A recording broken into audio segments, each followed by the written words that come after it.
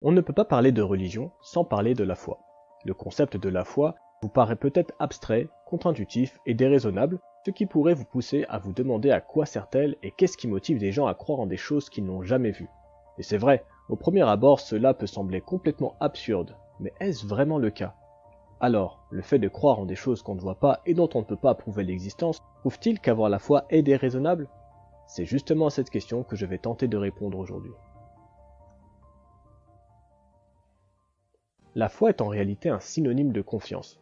Lorsque l'on a confiance en ce que quelqu'un nous dit, nous admettons simplement que ce qu'il dit est vrai sans pour autant en avoir la preuve concrète. Et cette confiance va se traduire par des actions de notre part. Par exemple, si un de vos amis que vous savez être très ponctuel vous donne rendez-vous chez vous à telle heure, vous mettrez tout en œuvre pour être prêt à l'heure indiquée, en partant du principe que vous aussi êtes ponctuel, évidemment. Par contre, si votre ami a la réputation de n'être jamais à l'heure, même s'il vous garantit qu'il le sera, vous ne prendrez pas les mêmes dispositions pour vous préparer, car vous aurez probablement peu confiance en sa parole et surtout, vous n'aurez peut-être pas envie de vous presser pour rien. Dans la confiance, il y a toujours une part d'inconnu et donc d'incertitude. Ce principe peut se vérifier au sein d'un couple, par exemple. Imaginez que vous ayez un conjoint en lequel vous avez une confiance absolue. Si un jour il est accusé par un ou une collègue de travail de harcèlement sexuel et qu'il n'y a aucun autre témoin, ce sera la parole de votre conjoint contre l'hypothétique victime. Sans preuve et sans témoin, vous n'avez aucun moyen de vérifier ce qui s'est produit car vous n'y étiez pas. Mais parce que vous avez eu des expériences qui vous ont prouvé que vous pouviez lui faire confiance, vous décidez quand même de croire votre conjoint. Vous lui apportez votre soutien car vous avez une confiance inébranlable en lui. Voilà pourquoi la confiance est essentielle.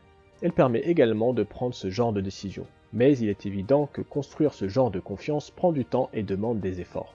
Il est primordial d'apprendre à bien connaître une personne avant de lui accorder un quelconque degré de confiance, car accorder sa confiance, c'est en quelque sorte se rendre vulnérable, ce qui, d'ailleurs, en fait une forme de courage.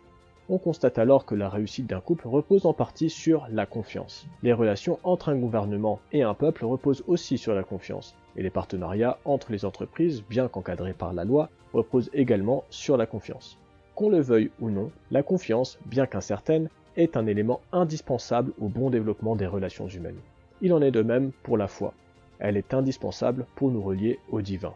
La foi, tout comme la confiance, c'est de croire en des choses qu'on ne peut pas voir, ou du moins pas encore.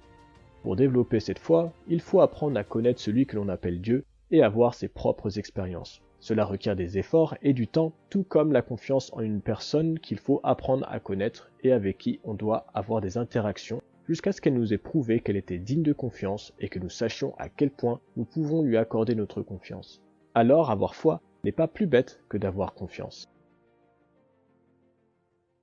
C'est la fin de cette vidéo. Si elle vous a plu, je vous invite à la liker et à la partager. Si le sujet vous plaît, vous pouvez aussi vous abonner à ma chaîne et activer la cloche de notification pour être informé lorsque je sortirai une nouvelle vidéo.